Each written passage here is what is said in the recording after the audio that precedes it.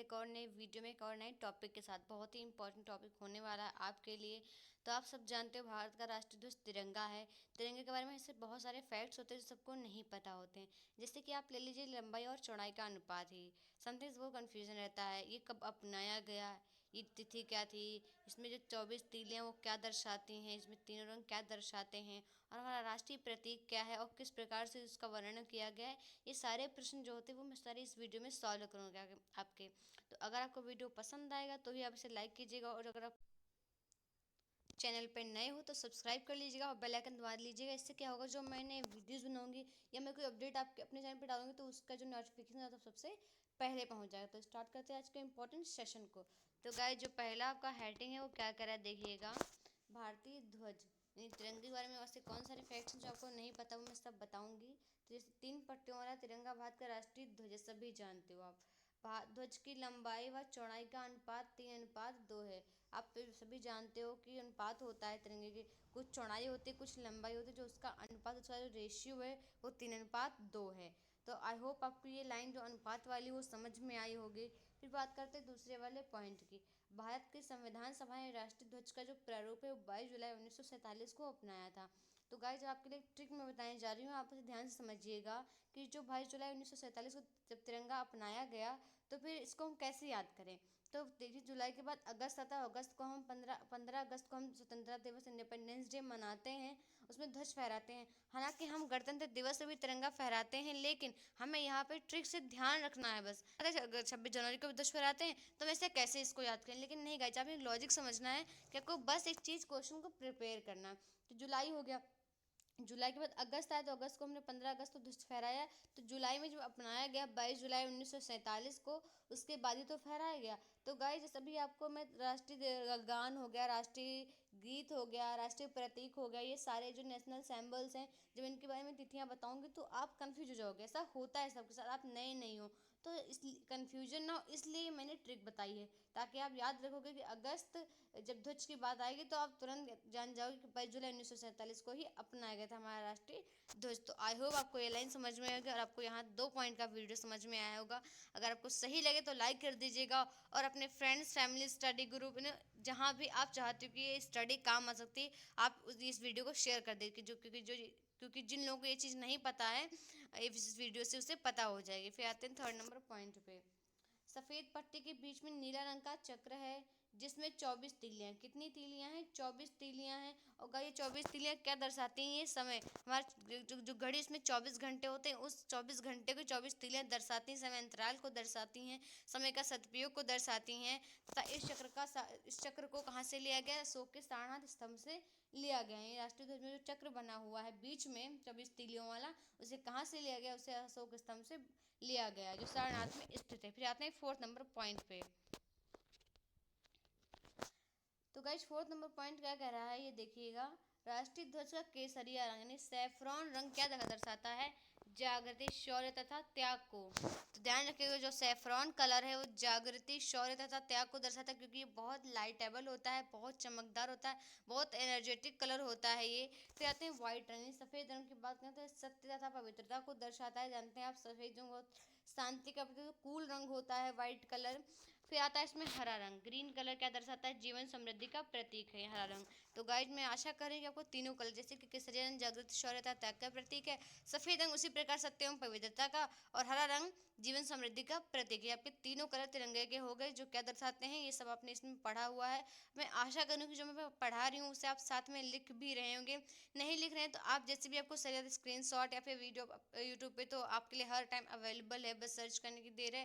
और अगर आप चैनल सब्सक्राइब कर लेते हो तो आपके सब्सक्रिप्शन में ही ये वीडियो पड़ा मिलेगा, तो इससे आपको जितनी बार चाहे आप अपने वीडियो देख सकते हो। कहते हैं कि चीज़ देखने से कम और सुनने और देखने से ज़्यादा चीज़ें प्रिपेयर होती हैं।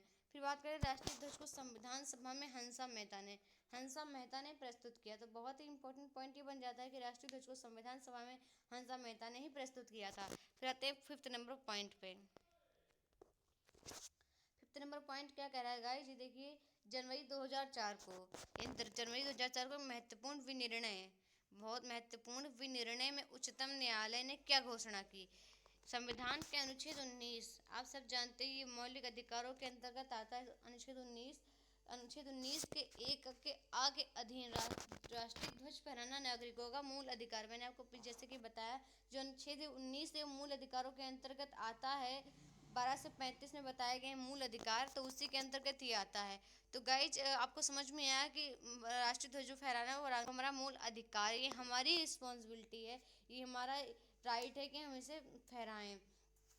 फिर बात, ये कब किया गया निर्णय? 2004 को जनवरी में किया गया उच्चतम न्यायालय सुप्रीम कोर्ट के द्वारा। तो मैं आशा करती हूँ कि आपको 5 नंबर पॉइंट समझ में आया होगा। अगर आया है तो बस लाइक के बटन पे क्लिक कर दीजिए, छोटा सा काम है, अगर आपको सही लगे तो, वरना कोई बात नहीं। आते हैं 6 नंबर पॉइंट पे। राष्ट्रीय ध्वज को राष्ट्रीय शोक के समय झुका दिया जाता है। राष्ट्रीय ध्वज को राष्ट्रीय शोक के समय झुका दिया, आप सभी जानते हो कि राष्ट्रीय ध्वज को राष्ट्रीय शोक के समय झुका दिया जाता है। अब किस प्रकार से इसका झुकाने का प्रोसेस मैं आपको बता रही हूँ, ध्यान से देखिएगा। देखिए, राष्ट्रीय ध्वज को शोकेस में झुकाया जाता है तो किस प्रकार से इसका प्रोसेस है। राष्ट्रपति, उपराष्ट्रपति, प्रधानमंत्री का निधन हो जाने पर संपूर्ण देश में राष्ट्र ध्वज को 12 दिनों के लिए झुका दिया जाता है। गाइस, ये तब झुकाया जाता है 12 दिनों के लिए जब कोई राष्ट्रपति, उपराष्ट्रपति, प्रधानमंत्री सभी पद पर आसीन होते हैं, कार्यरत होते हैं, उस वक्त कार्य कर रहे होते हैं, अपने पद पर होते हैं। उस समय उनकी अगर मृत्यु हो जाती है तो संपूर्ण देश में राष्ट्र ध्वज को 12 दिनों के लिए झुका दिया जाता है। वैसे इसके अतिरिक्त राष्ट्र ध्वज को कभी भी झुकाया नहीं जाता। ये हमारे सम्मान का, हमारे गौरव का प्रतीक है। और अगर इसमें एक और पॉइंट भी बनता है गाइस, जैसे पूर्व राष्ट्रपति, 7 नंबर जो पॉइंट कह रहा है आपका, पूर्व राष्ट्रपति, पूर्व प्रधानमंत्री, पूर्व उपराष्ट्रपति का निधन हो जाने पर, यानी जो पूर्व राष्ट्रपति यानी जो प्रधानमंत्री, राष्ट्रपति, उपराष्ट्रपति रह चुके हैं, उनका अगर देहांत हो जाता है तो राष्ट्र ध्वज को 7 दिनों के लिए झुका दिया जाता है संपूर्ण देश में। ध्यान रखने योग्य बात यह है कि अगर कोई जो हमारा प्रधानमंत्री, पीएम है, उपराष्ट्रपति, राष्ट्रपति अगर पद पर है और उसकी डेथ हो जाती तो पूरे देश में 22 दिनों के लिए ध्वज को झुका दिया जाता। और अगर कोई भी उपराष्ट्रपति, प्रधानमंत्री और राष्ट्रपति रह चुका है, फिर उसका देहांत हो चुका है, तो उस 7 दिनों के लिए ध्वज को झुका दिया था। यह बहुत ही मेमोरेबल पॉइंट है और बहुत ही स्मरणीय तथ्य की तरह इसको आप लिख लीजिएगा। जिस प्रकार है, आप एक इम्पॉर्टेंट चीज़ को लिखते हो मेरी थिंकिंग से, तो साथ में लिखना चाहिए, इससे प्रैक्टिस बनती है और लिखी हुई चीज़ आप नहीं भूलते हो जल्दी। आते हैं 8 नंबर पॉइंट पे। देखिए गाइस, 8 नंबर पॉइंट आपका क्या कह रहा है। भारत का राष्ट्र ध्वज का पहली बार प्रदर्शन, भारत का राष्ट्र ध्वज का पहली बार प्रदर्शन कब हुआ था? 14 अगस्त 1947 की मध्य रात्रि में। यानी हमारा देश जब आज़ाद हुआ तो मध्य रात्रि में आज़ाद हुआ था। और 14 अगस्त 1947 को मध्य रात्रि में, यानी 15 अगस्त लगने वाला था, तो 14 अगस्त को 12 बजे रात में ध्वज फहराया गया था। तो ये प्रदर्शन कही या फहराना की बात एक ही बहुत ही महत्वपूर्ण पॉइंट बन जाता है। फिर बात करते हैं राष्ट्रीय प्रतीक की। मैं आशा करती हूँ कि आपको जो राष्ट्रीय ध्वज के बारे में जितने पॉइंट्स हैं समझ में आए होंगे। देखिए, यहाँ प्रारूप जो है वो कब अपनाया गया ध्वज का, तो 22 जुलाई 1947 को अपनाया गया। 24 तीलियाँ होती हैं, अशोक स्तंभ से लिया गया है। ये सारे आपके जो पॉइंट्स हैं बन जाते हैं ध्वज के बारे में। अब बात करते हैं गाइस इसके राष्ट्रीय प्रतीक के बारे में। तो भारत का राष्ट्र, देखिए यहाँ पे प्रतीक के बारे में बात करते हैं। भारत का राष्ट्रीय प्रतीक सारनाथ स्थित अशोक के सिंह स्तंभ के शीर्ष भाग की अनुकृति। जो हमारा राष्ट्रीय प्रतीक है, वो भारत का राष्ट्रीय प्रतीक जो हमारा है वो सारनाथ स्थित अशोक के सिंह स्तंभ के शीर्ष भाग की अनुकृति है। फिर आते हैं दूसरे वाले पॉइंट पे। देखिएगा गाइस, यहाँ पे भारत सरकार द्वारा यह चिन्ह यानी राष्ट्रीय प्रतीक कब अपनाया गया? 26 जनवरी 1950। जैसे कि गाइस मैंने आपको पहले ही भी बताया कि जब आप ये डेट्स पढ़ोगे एक साथ सब कुछ नेशनल सिंबल्स के बारे में पढ़ोगे तो ये कन्फ्यूजन तो क्रिएट करता ही है। इसलिए मैंने वो ट्रिक बताई थी कि ध्वज को याद करने वाली कि जुलाई है फिर अगस्त आता, तो 22 जुलाई 1947 को आप प्रिपेयर कर सकते हो। उसी प्रकार राष्ट्रीय प्रतीक को आप 26 जनवरी 1950 को अपनाया गया। फिर बात करते हैं अशोक स्तंभ की रचना की। गाइस, किसी ने, मुझे तो नहीं पता, यूट्यूब पर किसी ने भी अशोक के स्तंभ की रचना को इस प्रकार से डिस्क्राइब किया होगा कि मैं जिस तरह से आपको बताऊंगी। जैसे कोई प्रश्न होता है कि अशोक स्तंभ में पहचानने को आता है कि क्या क्या इसमें इस अशोक स्तंभ में है, यानी कितने जानवरों के चित्र हैं, इसमें क्या क्या लिखा हुआ है, वो सब मैं इस छोटी सी हेड में डिस्क्राइब करूंगी। इस राज चिन्ह के मूल स्तंभ में क्या कह रहा है? इस राज चिन्ह के मूल स्तंभ में शीर्ष पर 4 सिंह हैं। आप सभी जानते हो 4 सिंह होते हैं और एक दूसरे की विपरीत दिशा में होते हैं। सभी जानते हो कि दिखते 3 हैं लेकिन होते पीछे भी एक 4 सिंह होते हैं, एक दूसरे के विपरीत बैठे हुए होते हैं। इसके नीचे चित्रवल्लरी में एक हाथी है, देखिएगा। सिंह शीर्ष के नीचे स्थित पट्टी के मध्य में उभरी हुई नक्काशी में चक्र है। पहले गाय जो कलाकारी होती थी, आप देखते हो आजकल तो मशीनों से खड़ा कर दिए मकान को, इतनी कलाकारी नहीं करते। लेकिन पहले जो बना जाती थी इमारतें, उनमें बहुत ज़्यादा हाथों से उतनी मशीनें भी नहीं थी, लोग कलाकारी करते थे नक्काशी द्वारा, बहुत ज़्यादा, बहुत ही अच्छी प्रकार से ऐसे करते थे कि आज भी वो चीज़ें देखने लायक हैं और आज भी वो चीज़ें सुरक्षित हैं। इस प्रकार से वो कलाकारी की जाती थी। तो क्या कहता बताया गया, मध्य में उभरी हुई नक्काशी में चक्र है जिसके दाईं ओर एक सांड है। दाईं ओर क्या है, सांड है, बाईं ओर एक चौकड़ी भरता हुआ घोड़ा है। तो गाइज अभी यहाँ तक आप ये समझिए कि क्या क्या दर्शाया गया है। पहली बात तो चार शीर्ष पर चार सिंह हैं जो कि दूसरे के विपरीत बैठे हुए हैं। चित्तवल्लरी में एक हाथी है। शीर्ष सिंह के स्थित पट्टी के मध्य में हुई नक्काशी में चक्र है जिसके दाएं ओर एक सांड है और बाएं ओर चौकड़ी भरता हुआ घोड़ा है। तो क्या हुआ, चार सिंह, एक सांड, एक हाथी, एक घोड़ा, ये चार, पाँच, छः, सात हो गए गाइस जी आपके जितने जानवर हो गए। फिर लास्ट पॉइंट आपको आता है, एक सिंह की उभरी हुई आती है जिसके बीच में चक्र बना हुआ, एक सिंह की उभरी हुई आकृति है जिसके बीच में चक्र बना हुआ। तो ये रही आपके अशोक स्तंभ की रचना। बहुत ही महत्वपूर्ण प्रश्न है जो कि सारनाथ में स्थित है अशोक स्तंभ।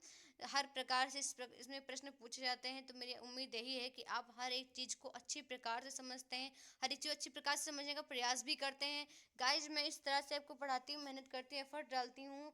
वीडियो किसी का भी हो, सभी एफर्ट्स डालते हैं, मेहनत करते हैं, तब जगह आपके लिए कहीं एक कंटेंट तैयार कर पाते। तो सभी चीज़ लोगों को अप्रिशिएट करिएगा, सभी लोगों की मेहनत को अच्छी प्रकार समझिएगा। आपके स्क्रॉल करने से लोगों को क्या कुछ नहीं होता है, लेकिन अगर आपका एक जो सपोर्ट है वो बहुत मैटर करता है सबके लिए। मैं अपने लिए नहीं, सभी के लिए बात कह रही हूँ।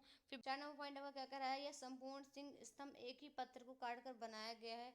जैसा कि गाइस आप जानते हो कि आपको लग रहा होगा इतने सारे जानवरों को चित्रकलाकारी अलग अलग से जोड़कर की गई होगी, नहीं, एक ही पत्थर को काट कर बनाया गया। तो आप सोचिए कि हमारा जो जो कल्चर है उसमें आर्ट की क्या वैल्यू रही होगी, कला की क्या वैल्यू रही होगी, तभी तो एक पत्थर को ही काट कर इतने सारे जानवरों को चित्र बना दिए गए। फिर बात करते हैं 5 नंबर पॉइंट की। प्रतीक के नीचे मुंडको उपनिषद से लिया गया सूत्र सत्यमेव जयते लिखा गया। इस प्रश्न ऐसे आता है कि सत्यमेव जयते जयते कहाँ से लिया गया, सत्यमेव जयते कहाँ से लिया गया। तो ये मुंडको उपनिषद से लिया गया। बहुत ही वायरल क्वेश्चन है ये आपके लिए, इसे आप तो नोट ही कर लीजिएगा। आई नो कुछ लोग जानते भी होंगे, ऐसा नहीं है, पर जो लोग नहीं जानते इसे नोट कर लीजिएगा। अब बात करते हैं इसकी लिपि कौन सी है, यानी जो सत्यमेव जयते है मुंडको उपनिषद से लिया गया उसकी लिपि क्या है। तो इसकी लिपि देवनागरी है। सत्यमेव जयते का अर्थ है सत्य की ही विजय होती है, यानी सत्यमेव जयते का अर्थ क्या है, सत्य की ही विजय होती है। तो गए जाते हैं 6 नंबर पॉइंट पे, ये देखिएगा बहुत ही इंपॉर्टेंट है। हालांकि मैं इसे रिपीट कर रही हूँ इसलिए क्योंकि बहुत ही इंपॉर्टेंट है। इसलिए भारत सरकार द्वारा यह चिन्ह कब अपनाया गया, 26 जनवरी 1950 को अपनाया गया। मैं आशा करती हूँ कि आपको ये वीडियो पसंद आया होगा। जितना मैंने क्वेश्चन आपको बताएं, जितनी सारी चीज़ें बताई, चाहे अशोक स्तंभ के बारे में, चाहे राष्ट्रीय ध्वज के बारे में हो, सब कुछ आपको अच्छी प्रकार से समझ में आया हो। अगर आया तो इसे लाइक कीजिएगा मेरे वीडियो को, और ज़्यादा से ज़्यादा लोगों तक शेयर कीजिएगा, क्योंकि जब लोगों तक ये वीडियो पहुंचेगा तभी तो लोग जानेंगे कि मैंने क्या पढ़ाया है, और आपकी वजह से ही ये सब कुछ संभव हो पाएगा। तो मिलते हैं अगले वीडियो में एक नए टॉपिक के साथ जो कि बहुत महत्वपूर्ण होने वाला है। तब तक के लिए वेट कीजिएगा और इसे पढ़िएगा। जितनी बार मन किया यूट्यूब से उतनी बार पढ़ सकते हैं। तो स्क्रीनशॉट जैसे भी आपको ईजी लगता है, आप कैसे उसे कैरी करते हो। तो मिलते हैं अगले वीडियो में। जय हिंद, जय Bharat, thank you so much.